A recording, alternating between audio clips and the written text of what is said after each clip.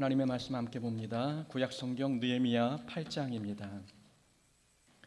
구약성경 느헤미야 8장 1절부터 12절까지의 말씀입니다. 제 성경으로는 732페이지에 있습니다. 737페이지입니다. 느헤미야 8장 1절부터 12절까지 말씀입니다. 우리 한 절씩 교독하겠습니다. 이스라엘 자손이 자기들의 성읍에 거주하였더니 일곱째 달에 이르러 모든 백성이 일제히 수문 앞 광장에 모여 학사 에스라에게 여호와께서 이스라엘에게 명령하신 모세의 율법책을 가져오기를 청하매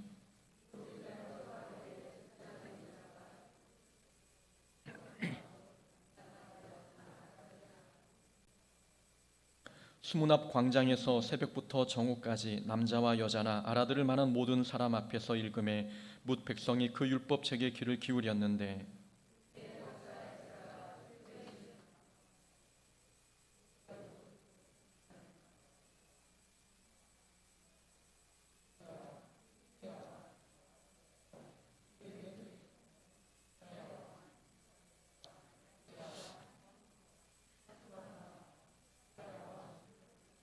에스라가 모든 백성 위에 서서 그들 목전에 책을 펴니 책을 펼 때에 모든 백성이 일어서니라.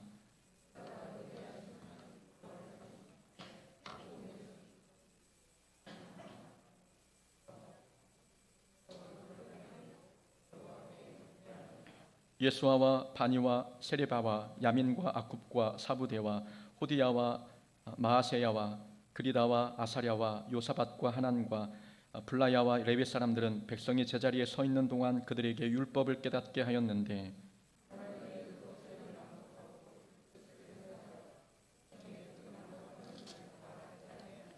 백성이 율법의 말씀을 듣고 다 우는지라. 총독 느헤미야와 제사장 겸 학사 에스라와 백성을 가르치는 레위 사람들이 모든 백성에게 이르기를 오늘은 너희 하나님 여호와의 성일이니 슬퍼하지 말며 울지 말라 하고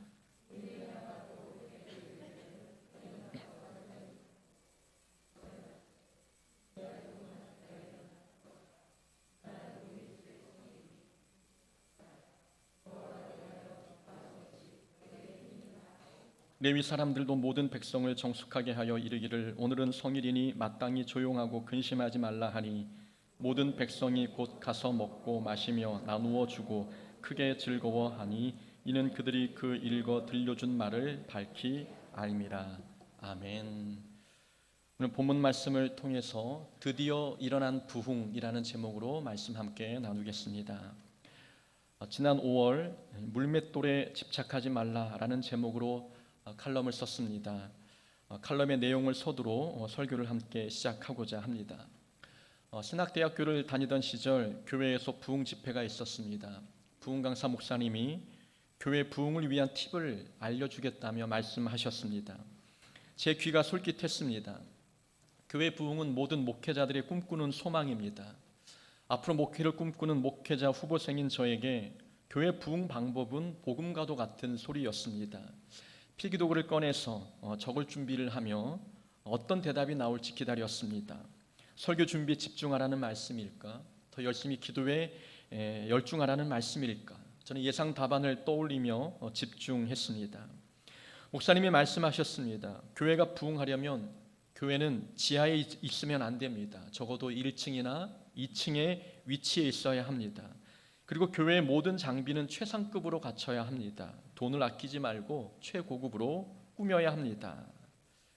실망스러운 대답이었습니다. 저는 교회 부흥을 위해 신앙적인 원리를 말씀할 줄 알았는데 세속적인 방법으로 접근했습니다. 제가 교회를 개척했을 때도 주변에서 비슷한 말씀을 해주셨습니다. 어떤 목사님이 말씀합니다. 교회가 부흥하려면 무조건 건축해야 합니다. 대출을 받아서라도 반드시 건축해야지 그렇지 않으면 부흥하기는 어렵습니다. 요즘 교인들은 교회를 선택할 때 외형적 조건을 따집니다.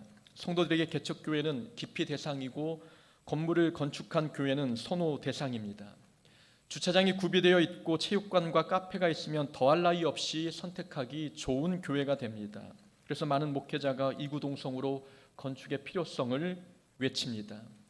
성도 수를 늘리려면 건물과 장비가 중요하다는 주장입니다. 여러분들은 어떻게 생각하십니까?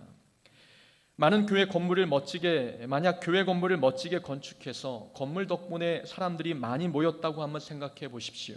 그런 현상을 부흥이라고 말할 수 있겠습니까?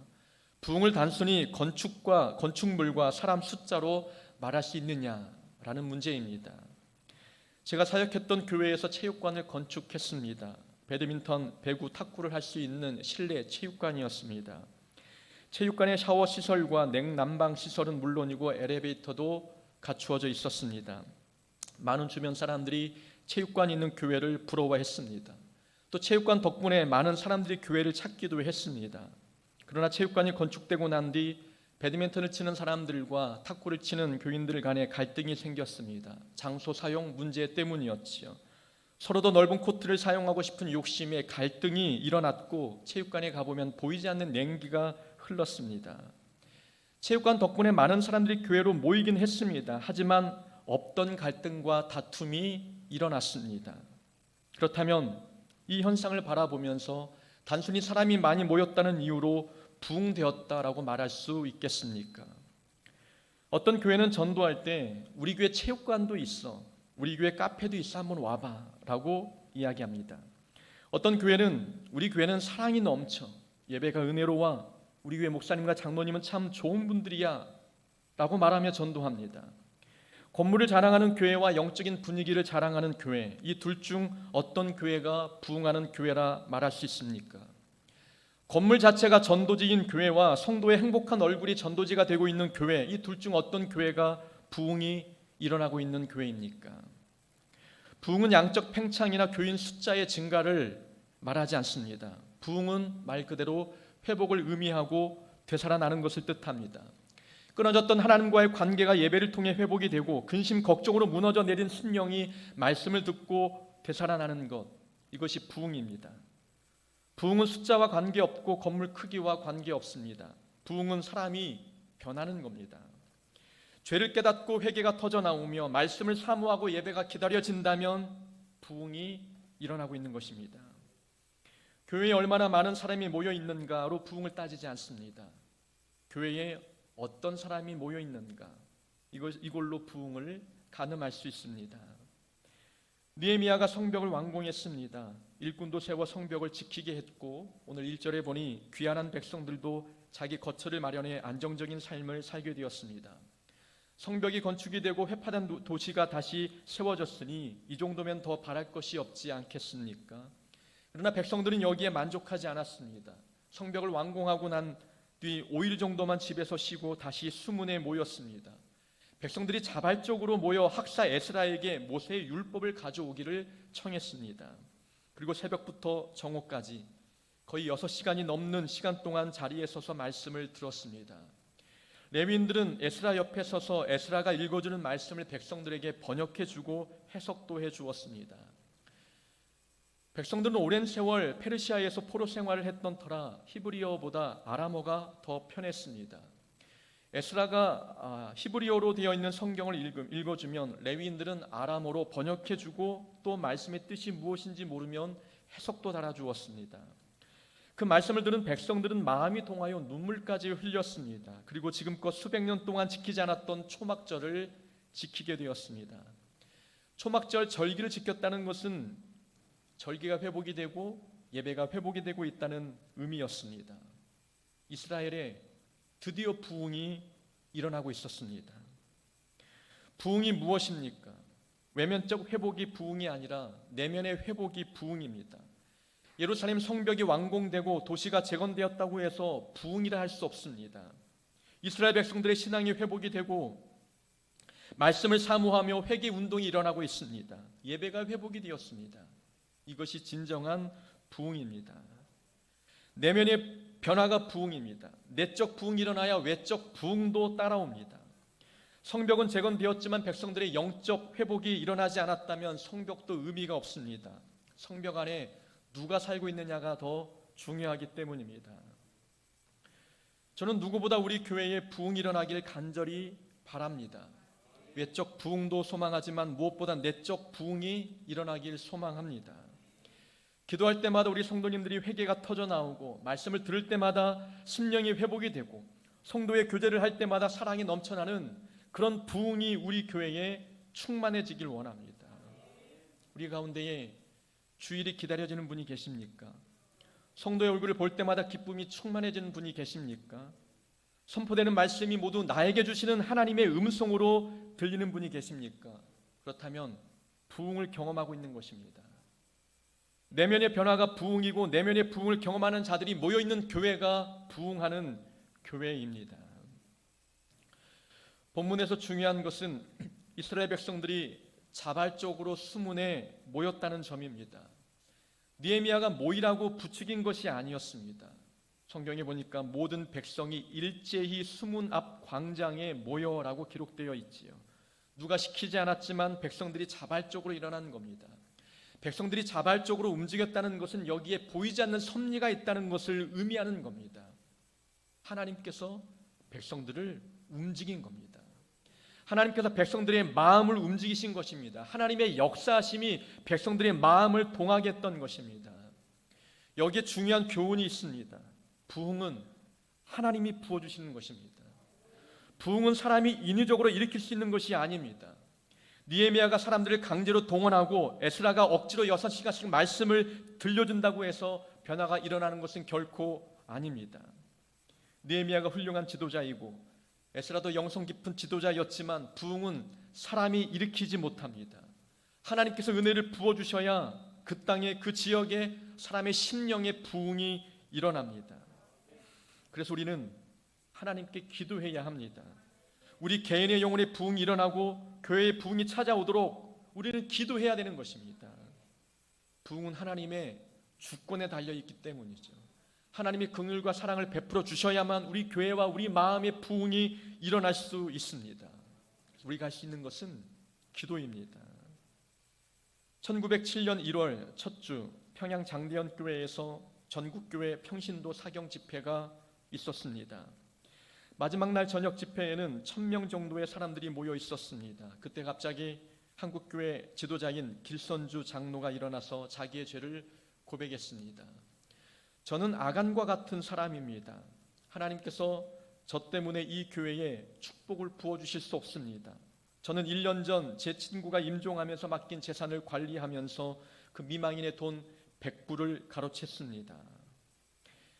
자기의 죄를 고백하는 순간 모든 성도들의 마음에 거룩하신 하나님의 임재가 경험되기 시작했습니다. 저마다 자기 죄를 고백하는 놀라운 역사가 일어났던 것입니다. 많은 사람들에게 존경과 칭찬을 받고 있던 어떤 한 집사님은 교회 구제 헌금을 훔쳤고 그리고 지금도 훔치고 있다고 자백했습니다. 한 여인은 자신의 간음죄를 고백했고 남편은 눈물로 걸어나와 아내의 죄를 용서해 주었습니다. 모든 사람들이 자신의 죄를 고백하느라 저녁 집회는 새벽 2시가 되어도 끝날 기미가 보이지 않았습니다. 길선주 장로로부터 출발한 부흥의 역사가 조선 전역에 넘쳤습니다. 평양에 있는 어떤 교회는 주일 통계를 보면 한 주에만 4,000명이 세례를 받았고 수천 명이 새로 교회에 등록했습니다. 이런 모든 역사들은 한국에 들어온 선교사 모두가 합쳐 6개월 동안 해도 불가능한 그 일을 성령 하나님이 임하시니 반나절 만에 이루어졌습니다. 한국 교회 성장의 초석이 된 이 장대현 교회의 부흥 운동은 누구 덕분입니까? 길선주 장로 덕분입니까? 아닙니다. 하나님이 부어주신 것입니다. 사람이 인위적으로 만든 부흥의 역사가 아니라 하나님이 역사하신 결과물입니다. 하나님께서 은혜를 부어주셔서 자발적인 죄의 고백들이 일어났습니다. 누가 시켜서 한 일이 결코 아니었습니다. 부흥은 하나님의 주권 아래 펼쳐진 역사의 결과이지 사람이 인위적으로 할 수 있는 것이 결코 아닙니다. 우리가 할 수 있는 것은 기도하는 것뿐입니다. 평양 장대현 교회에서 일어난 부흥은 어느 날 갑자기 시작된 것이 아닙니다. 4개월 전부터 기도회가 있었습니다. 40일 전도 아니고 4주도 아니었습니다. 1906년 9월부터 매일 저녁 기도회가 이어갔고 4개월이 지나 1907년 1월 어느 저녁에 하나님의 은혜가 봇물 터지듯 부어졌던 것입니다. 부흥은 어느 날 어떻게 부어질지 아무도 모릅니다. 하나님의 주권 아래에 있는 부흥이기 때문입니다. 그래서 우리는 하나님께 매달리며 기도해야 되는 것입니다. 언제 우리 남편이 변화될지 모릅니다. 언제 우리 자녀가 하나님께 돌아올지 모릅니다. 언제 우리 심령이 성장하고 우리 교회가 부흥될지 우리는 알 길이 없습니다. 하나님만 아시고 하나님만 할 수 있는 일입니다. 우리의 역할은 기도하는 것이고 부흥은 하나님이 역사하십니다. 부흥하는 교회의 특징이 있습니다. 부흥하는 그 부흥의 전조 증상이 있지요. 첫 번째는 부흥은 자발적이고 주도적인 신앙생활을 할 때 일어납니다. 이스라엘 백성들은 자발적으로 수문에 모여 말씀을 들었습니다. 시켜서 모이지 않았고 억지로 하지 않았습니다. 부흥하는 교회의 특징은 성도들이 자발적이고 주도적인 신앙생활을 합니다. 자발적으로 모이는 교회와 억지로 모이는 교회, 어떤 교회에 하나님께서 부흥을 부어주시겠습니까? 자발적이고 주도적인 신앙생활은 다른 말로 표현하면 달려가는 신앙입니다. 소극적이고 억지로 하는 신앙생활은 끌려가는 신앙생활이지요.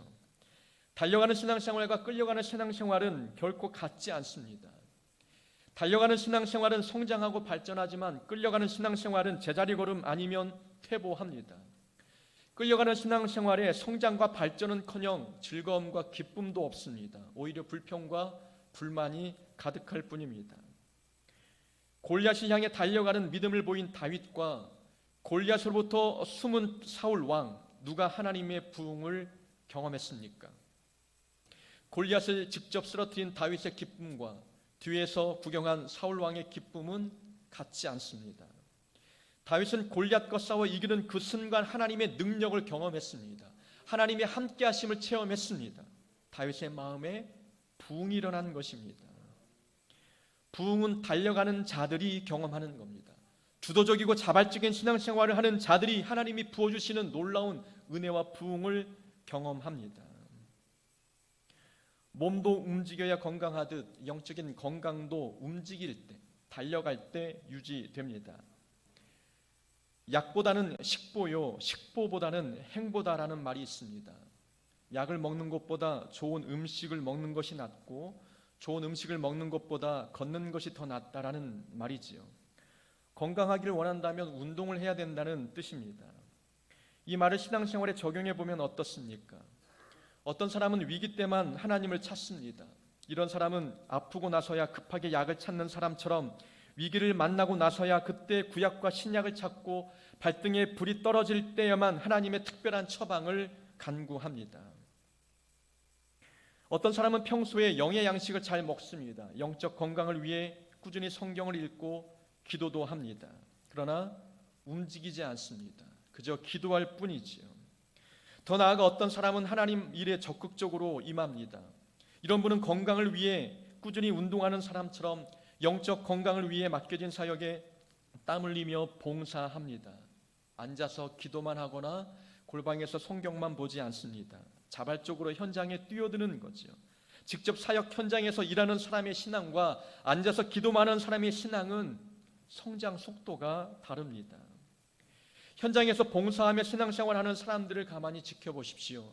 매해마다 은사가 달라집니다. 은사가 개발이 되는 것입니다. 성품의 성령의 열매가 맺어집니다. 눈에 띄게 믿음이 성장하는 것이 보입니다.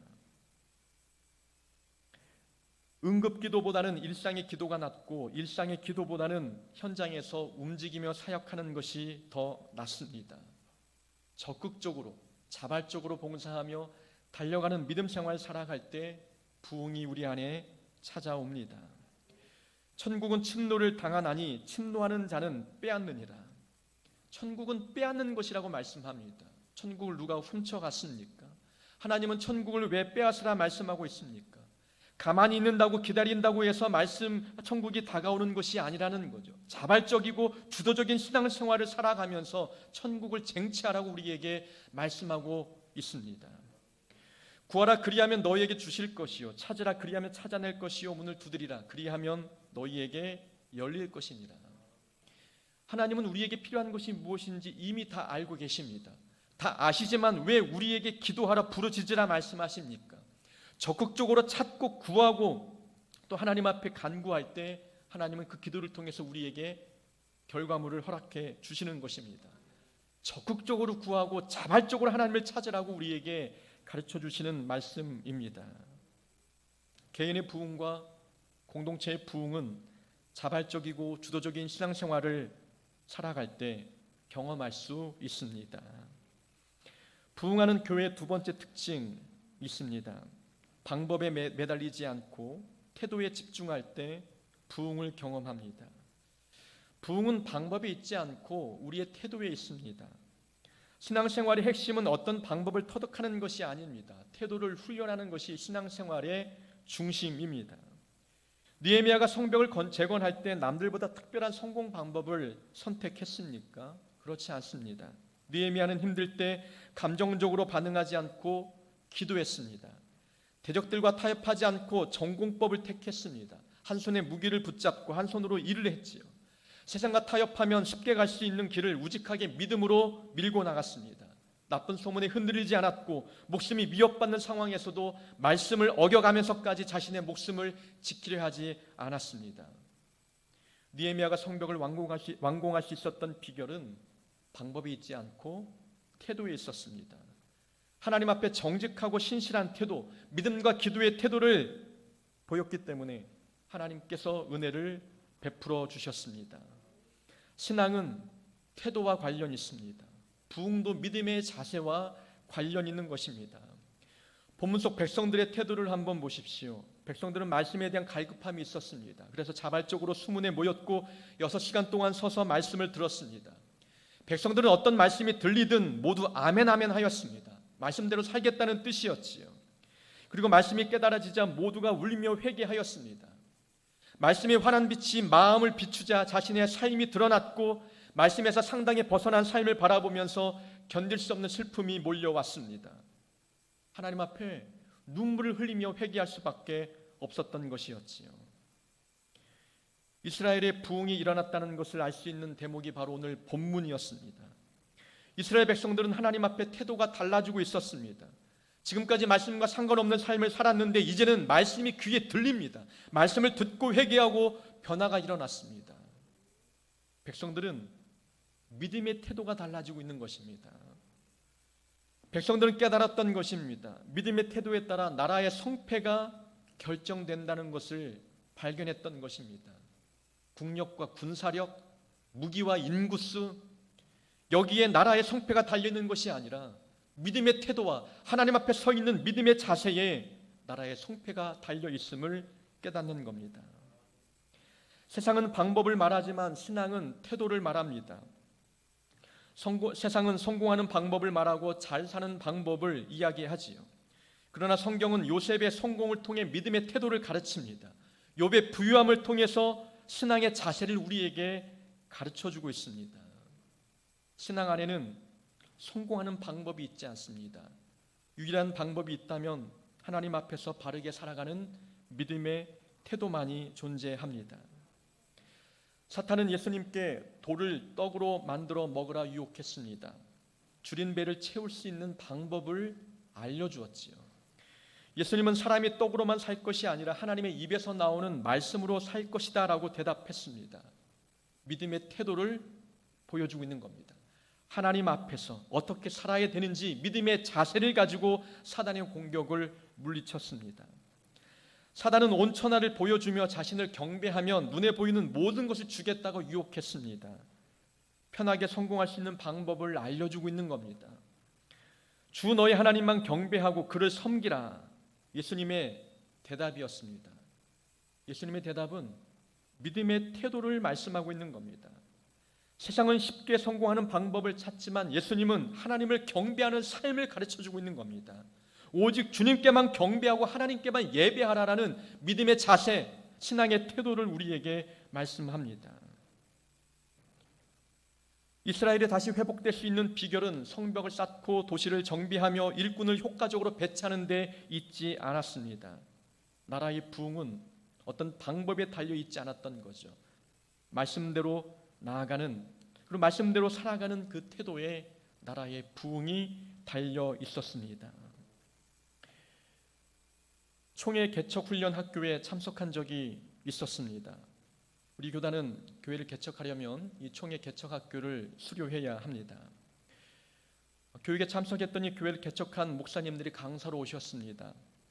교회 개척에 대한 노하우를 알려주기 위함이었지요. 제 기억에 남는 목사님이 계셨습니다. 그분의 말씀은 참 인상적이었습니다.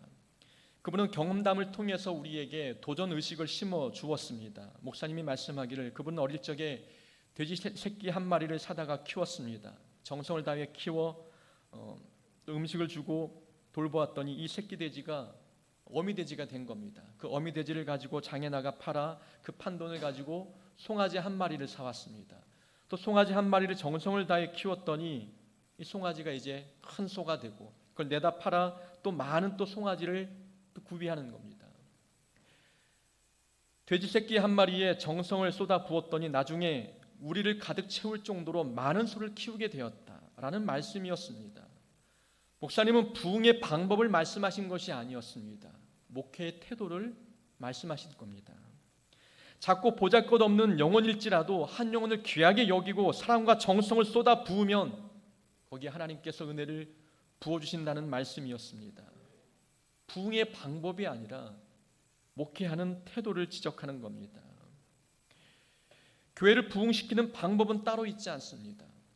태도에 있는 겁니다. 우리 모두가 말씀 앞에 바로 서고 하나님 앞에 말씀에 순종하며 살아가는 믿음의 자세를 보일 때 부흥이 이곳에 임하는 것입니다. 부흥을 얻기 위한 방법을 찾지 말고 어떻게 하나님 앞에 바로 서야 하는지 믿음의 태도를 바로 세우는 자가 되어야 될 줄로 믿습니다. 세 번째 부흥의 특징이 있습니다. 말씀을 삶의 성벽 삼을 때 부흥을 경험할 수 있습니다. 이스라엘 백성들이 말씀을 듣기 위해서 수문 앞에 모였습니다. 수문은 예루살렘 성벽의 동쪽편에 있는 물이 흐르는 문이었습니다. 이 당시에는 성전도 건축되어 있는 상황이었습니다. 스룹바벨이 1차 귀환 때 백성들과 함께 성전을 건축했습니다. 말씀을 듣기 위해서라면 성전 안에 모여가서 그 안에서 말씀을 들어도 되었습니다. 그러나 백성들은 성벽이 보이는 수문 앞에서 말씀을 듣고 있는 겁니다. 여기에는 상징적인 의미가 있는 거죠. 우리가 공을 들여 성벽을 재건했지만 이 성벽이 우리를 보호할 수 없다는 것을 백성들은 알고 있습니다. 보이는 돌로 만든 성벽보다도 들리는 말씀을 삶의 성벽으로 삼을 때 우리 삶이 안전함을 그들은 깨달은 것입니다. 성벽을 바라보면서 우리는 성벽을 의지하는 자들이 아니라 말씀을 의지하는 자임을 보여주고 있는 것입니다. 눈에 성벽이 보였지만 이 성벽이 우리의 나라와 이 도시를 안정케 할 수 없다고 사람들은 깨닫고 있는 거죠. 말씀을 듣는 겁니다. 말씀을 들으면서 우리는 말씀을 의지하겠습니다라는 믿음의 고백을 하나님 앞에 하고 있는 것이지요. 말씀을 삶의 성벽으로 구축하고 있는 장면이 바로 오늘 본문입니다. 백성들은 6시간을 서서 말씀을 들었습니다. 3절에 보니 율법책에 귀를 기울였다고 표현하고 있지요. 성경에는 뭇 백성이 그 율법책에 귀를 기울였다라고 말씀하며 주어가 뭇 백성입니다. 그러나 원문을 보면 뭇 백성의 귀가 주어입니다. 뭇 백성의 귀가 율법책을 듣고 있는 겁니다. 직접적으로 표현하면 백성들이 귀가 율법책에 딱 달라붙어 있는 상태를 뜻하고 있는 것입니다. 한 문장도 놓치지 않기 위한 태도였지요. 한 단어와 한 마디도 놓치지 않기 위해서 백성들이 귀가 율법책에 딱 붙어 있는 겁니다. 다른 세상의 잡념의 소리가 들리지 않는 겁니다. 오직 하나님의 말씀에 집중하고 있는 영적인 집중력을 말씀하고 있는 장면입니다. 귀를 율법책에 달라붙였다는 말은 백성들의 삶이 말씀에 붙어 있다는 것을 상징적으로 표현하는 겁니다. 백성의 삶과 말씀이 일치가 되고 있다는 것을 강조하고 있는 것이지요. 이런 모습이 바로 말씀을 삶의 성벽 삼는 모습입니다. 우리는 말씀을 삶의 성벽으로 삼아야 합니다. 우리도 우리의 귀를 말씀에 귀 기울여야 되는 것이지요. 백성들은 말씀을 듣고 모두 울었습니다. 말씀을 듣고 울었다는 것은 말씀이 살아 역사하고 있다는 뜻입니다. 하나님의 말씀이 방망이가 되어 백성들의 마음을 두드리고 있는 것입니다. 여러분 성경을 읽을 때 또 말씀을 들을 때 성령 하나님이 내 마음을 두드리는 것 같은 느낌을 느껴본 분 계십니까? 성경 한 달 한 달을 읽을 때마다 이 말씀이 방망이가 되어 우리 마음을 두드릴 때가 있습니다. 눈물을 흘리지 않고는 견딜 수 없는 요동함들이 우리 마음에 일어날 때가 있습니다. 말씀이 방망이가 되어 우리 마음을 두드린다는 것은 얼어붙은 마음을 녹이는 겁니다. 굳어버린 마음을 깨 부수고 있는 것입니다. 이것이 바로 부흥을 경험하고 있는 거죠. 말씀이 우리 마음에서 구축되어 삶의 성벽이 되고 있는 증거입니다. 이제 우리는 부흥을 경험할 때입니다. 보이는 성전을 아름답게 세웠다면 이제는 외적인 부흥을 이루었다면 이제는 내면적인 부흥을 이루어야 합니다. 부흥은 하나님이 부어주셔야 경험할 수 있습니다. 우리는 부흥을 경험할 수 있도록 기도로 준비하고 믿음의 그릇을 준비해야 합니다. 우리 교회에 부흥의 전조 증상이 있기를 소망합니다. 자발적이고 주도적인 신앙생활을 하는 성도가 많아졌으면 합니다. 하나님 앞에 믿음의 태도를 바르게 세우며 믿음의 자세를 정비하는 자들이 많아지길 소망합니다. 말씀이 삶의 성벽임을 깨닫고 말씀에 순종하며 살아갈 때 하나님 이렇게 준비된 그릇 안에 부흥을 부어주실 것입니다. 우리 교회가 또 우리 성도의 심령이 부흥을 경험하여 하나님의 귀한 일꾼된 삶을 살아가는 복이 있기를 주의 이름으로 축원합니다.